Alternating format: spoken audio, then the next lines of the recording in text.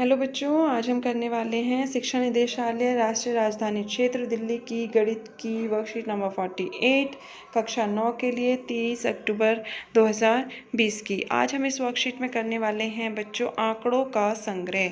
आंकड़े क्या होते हैं, उनका संग्रह कैसे किया जाता है, इसमें आज हम पढ़ेंगे। पहले देखिए क्या बोला हुआ है। आपने अपनी कक्षा में अपने शिक्षक के रजिस्टर पर प्रतिदिन विद्यार्थियों की उपस्थिति अंकित करते या प्रत्येक टेस्ट या परीक्षा के बाद आपके द्वारा प्राप्त अंकों को अंकित करते हुए अवश्य देखा होगा, सभी ने देखा है। इसी प्रकार आपने क्रिकेट के स्कोर बोर्ड को भी देखा होगा। ऐसा ही एक स्कोर बोर्ड यहाँ पर भी दर्शाया गया है। ये देखिए इस तरीके से गेंदबाज का नाम है ABCD, ओवर है 10, मेडन ओवर है 2-1-2-1 और दिए गए रनों की संख्या इस तरीके से है और लिए गए विकेट इस तरीके से दिए हुए हैं। ये सारा क्या होता है, ये आंकड़ों का संग्रह है। ओके, अब देखिए आगे क्या बोला है। आगे बोला है बच्चों, आप जानते हैं कि खेल में कौन जीता कौन हारा, केवल यही सूचना स्कोर बोर्ड पर अंकित नहीं होती। स्कोर बोर्ड से आप खेल के बारे में कुछ और अति उपयोगी सूचनाएं भी प्राप्त कर लेते हैं जो उतनी ही महत्वपूर्ण होती हैं।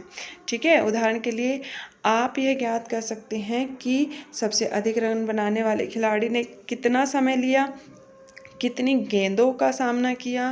प्रतिदिन हमें तथ्यों और संख्यात्मक अंकों, सारणी, आलेखों आदि के रूप में विभिन्न प्रकार की सूचनाएं देखने को मिलती हैं। सभी ने देखी होंगी, बहुत सारी सूचनाएं अलग अलग तरीके से हमें मिलती रहती हैं।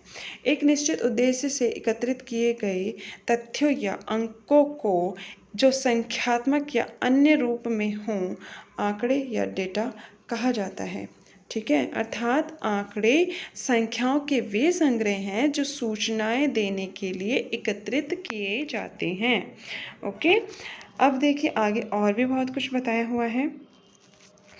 अर्थपूर्ण सूचनाएं उपलब्ध करने से संबंधित अध्ययन गणित की जिस शाखा में किया जाता है उसे हम सांख्यिकी कहते हैं, स्टैटिस्टिक्स कहते हैं। ठीक है, सांख्यिकी, अभी हम क्या पढ़ रहे हैं, सांख्यिकी ही पढ़ रहे हैं, स्टैटिस्टिक्स। अपने दैनिक जीवन में आपने संख्याओं, आकृतियों, नामों इत्यादि संबंधित अनेक प्रकार की सारणी, टेबल्स देखी होंगी। ये सारणी हमें आंकड़े उपलब्ध कराती हैं। ठीक है, आइए आंकड़ों के संग्रह से संबंधित अपनी समझ को और बेहतर बनाने के लिए कुछ क्रियाकलाप करते हैं। पहला क्रियाकलाप जो है हमारे पास बच्चों इस तरीके से है। ये देखिए, पहला है अपनी कक्षा में किन्हीं 20 विद्यार्थियों की लंबाई सेंटीमीटर में, ठीक है, लिखनी है कि आंकड़े संग्रह करके एक तालिका बनानी है। ठीक है, आप कर सकते हैं बड़े आसानी से।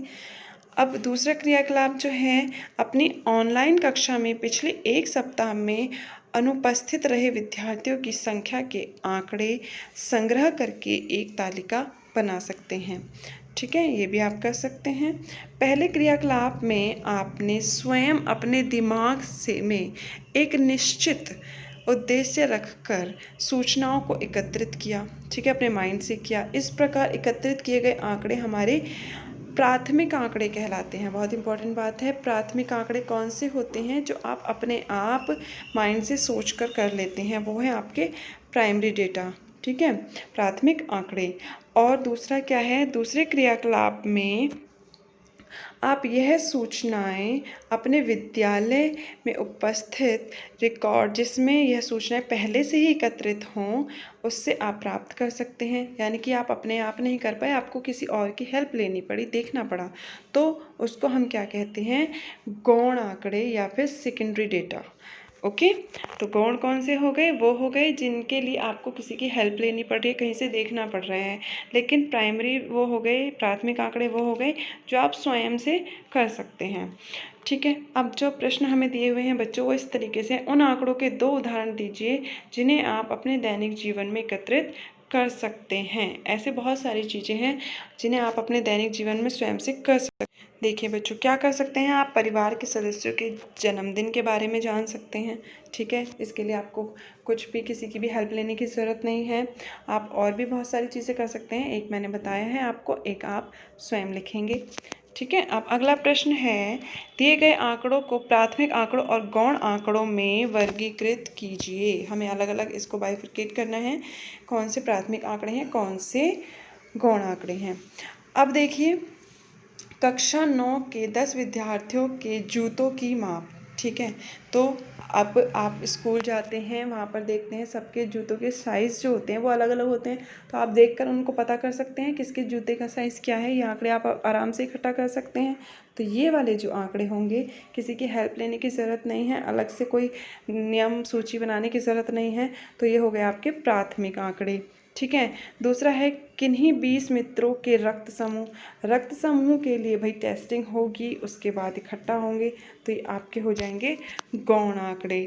ओके, वैसे आप इनको अगर मित्रों को पता हो तो वहाँ से भी पूछ सकते हैं, लेकिन इसमें हमें डॉक्टर के पास जाना होगा, वहाँ से एकत्रित करने होंगे, या जिस स्कूल में टेस्टिंग होती है वहाँ से भी एकत्रित करने होंगे, इसलिए इनको गौण आंकड़े में रखा है। अब आपकी कक्षा मित्रों के परिवारों के सदस्यों की संख्या, ये आप अपने मित्रों से पूछ सकते हैं। तो ये आपके हो गए प्राथमिक आंकड़े, वहीं के वहीं आप इसको कलेक्ट कर सकते हैं, माइंड में सेट कर सकते हैं। गणित की परीक्षा में 30 विद्यार्थियों द्वारा प्राप्त अंक वो आपको कहाँ से मिलेंगे, वो टीचर के पास जो डेटा होगा वहाँ से मिलेंगे। तो ये हो गए आपके गौण आंकड़े, आप स्वयं नहीं कर सकते इसको। वन महोत्सव के दौरान 100 विद्यालयों द्वारा लगाए गए पौधों की संख्या, मान लीजिए वन महोत्सव है, 100 विद्यालयों ने किस तरीके से पौधे लगाए हैं, कितनी संख्या है उसकी आप स्वयं नहीं कर सकते, इसके लिए आपको कुछ हेल्प चाहिए होगी, डेटा देखना पड़ेगा। तो ये हो गए आपके गौण आंकड़े। ओके, आई होप आपको ये वर्कशीट अच्छे से समझ में आ गई होगी। समझ में आए हैं तो सभी बच्चे इसको लाइक कीजिए और शेयर कीजिए और सब्सक्राइब कीजिए, और मुझे अगर कोई प्रॉब्लम है तो आप कमेंट बॉक्स में बता भी सकते हैं। मिलते हैं नेक्स्ट वर्कशीट में।